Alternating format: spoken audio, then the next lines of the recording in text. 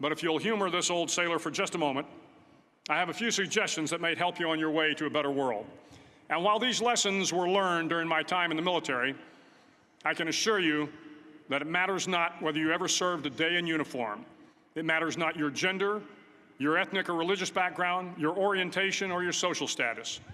Our struggles in this world are similar, and the lessons to overcome those struggles and to move forward, changing ourselves and changing the world around us, will apply equally to all.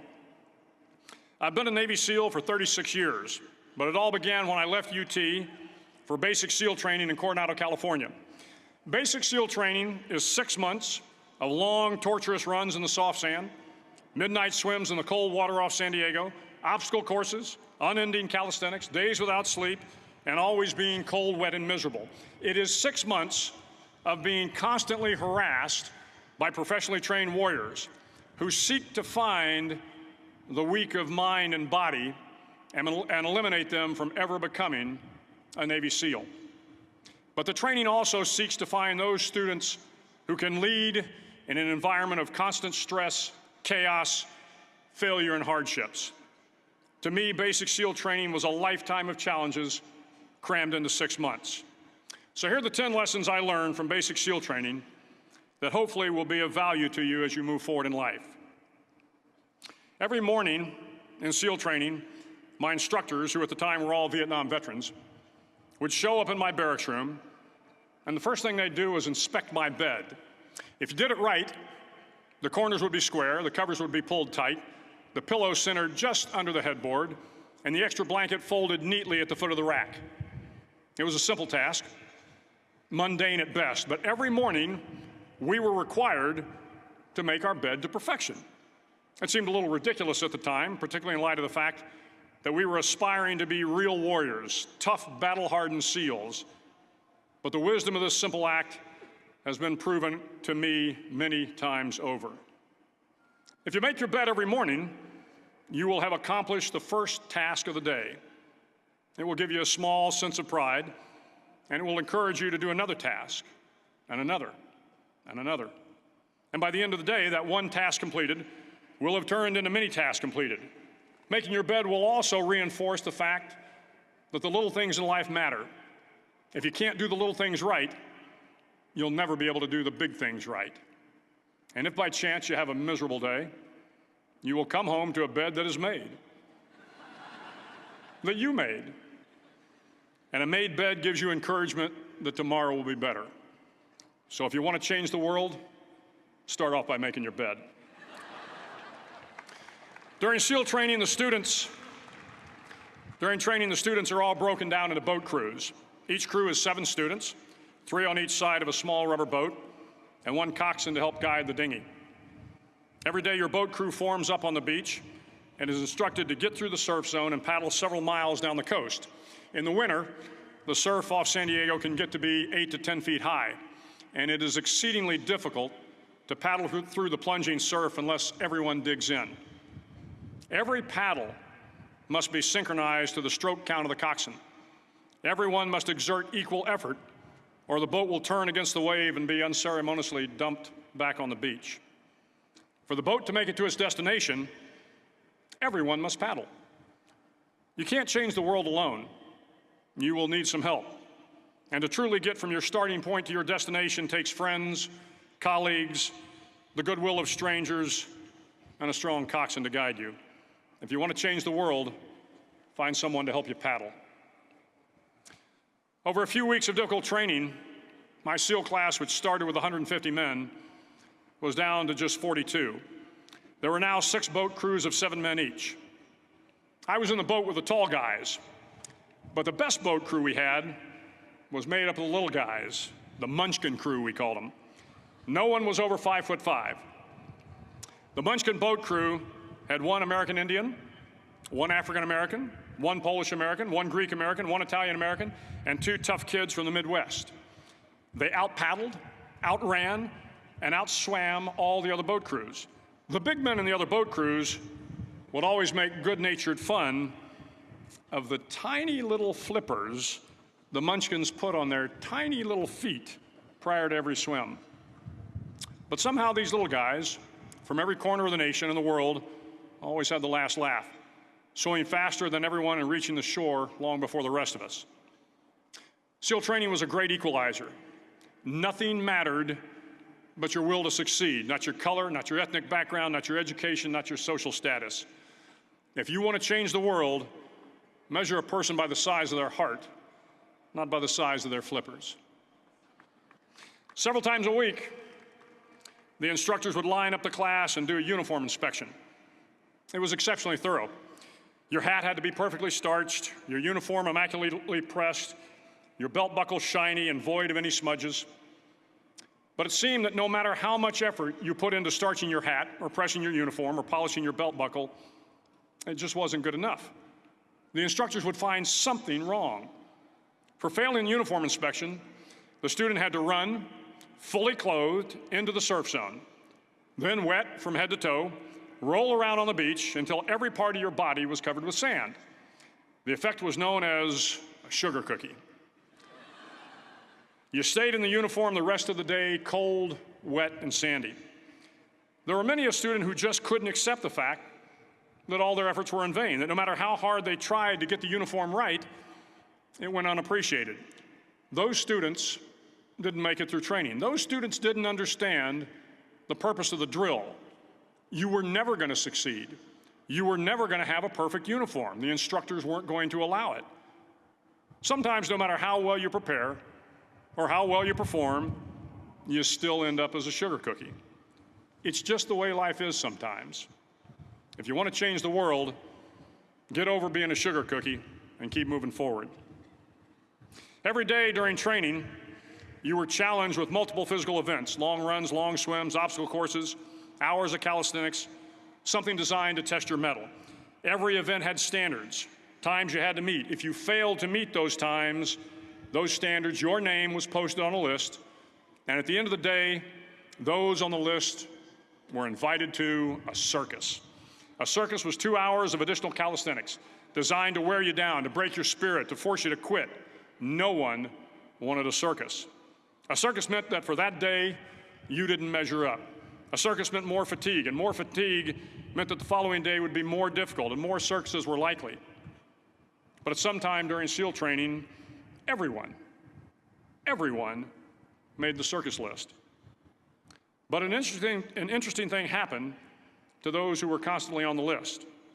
Over time, those students who did 2 hours of extra calisthenics got stronger and stronger. The pain of the circuses built inner strength and physical resiliency.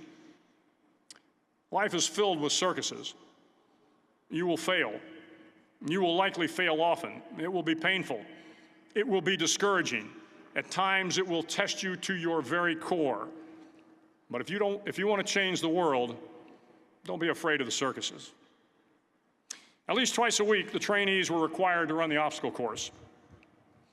The obstacle course contained 25 obstacles, including a 10-foot wall, a 30-foot cargo net, a barbed wire crawl, to name a few. But the most challenging obstacle was the slide for life. It had a 3-level, 30-foot tower at one end and a 1-level tower at the other. In between was a 200-foot-long rope.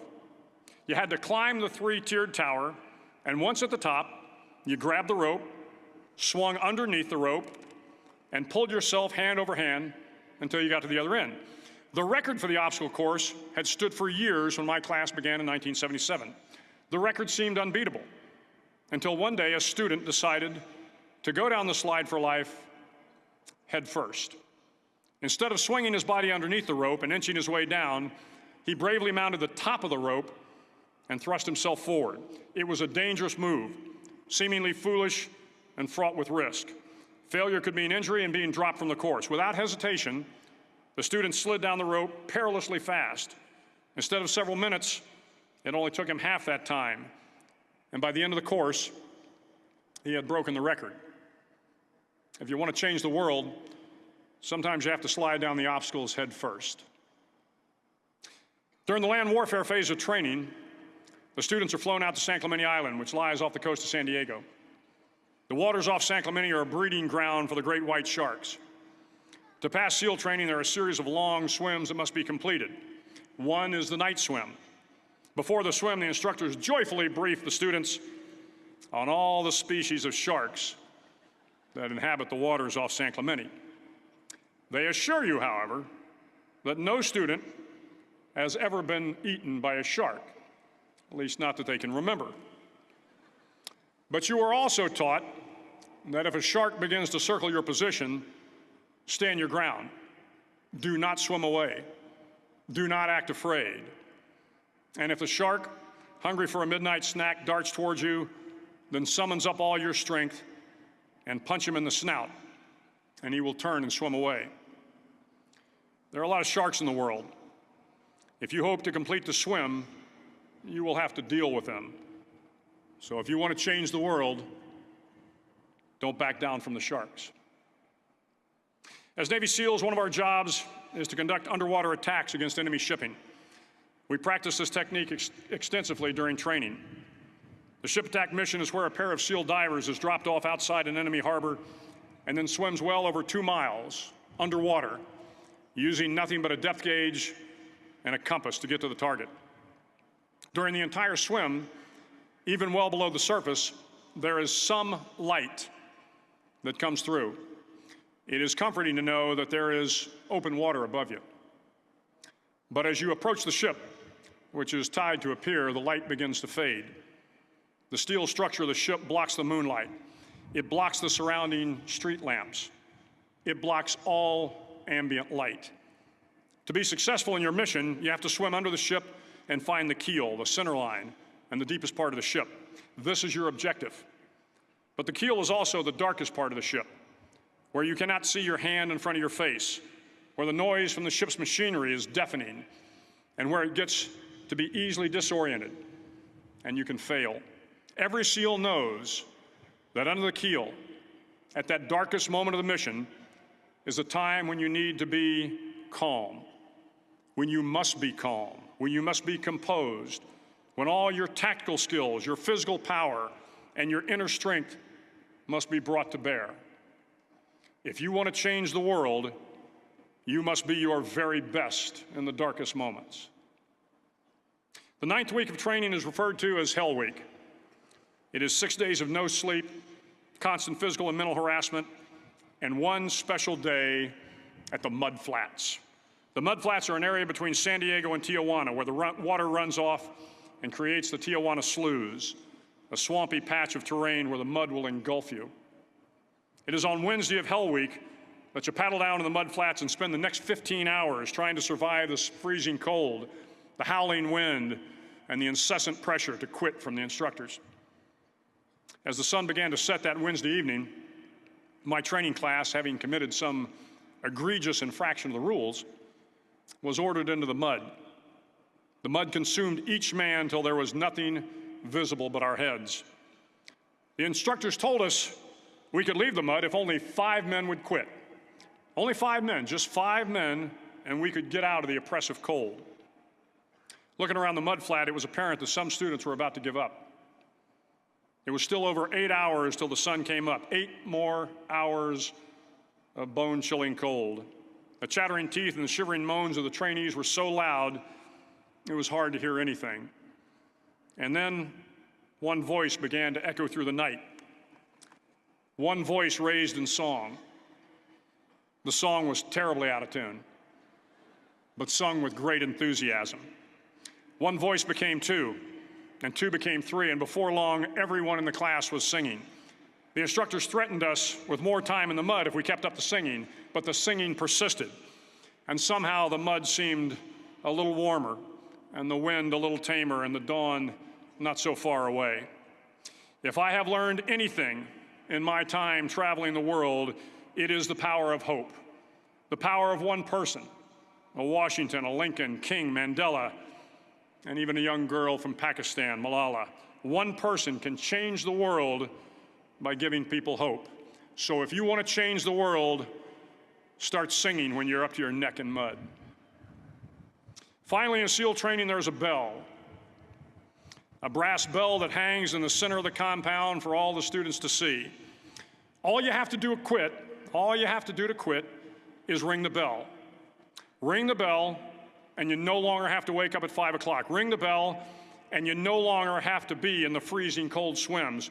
Ring the bell, and you no longer have to do the runs, the obstacle course, the PT, and you no longer have to endure the hardships of training. All you have to do is ring the bell to get out. If you want to change the world, don't ever, ever ring the bell. To the class of 2014, you are moments away from graduating, moments away from beginning your journey through life, moments away from starting to change the world for the better. It will not be easy, but you are the class of 2014, the class that can affect the lives of 800 million people in the next century. Start each day with a task completed. Find someone to help you through life. Respect everyone. Know that life is not fair and that you will fail often. But if you take some risks, step up when the times are the toughest, face down the bullies, lift up the downtrodden, and never, ever give up. If you do these things, the next generation and the generations that follow will live in a world far better than the one we have today. And what started here will indeed have changed the world for the better. Thank you very much.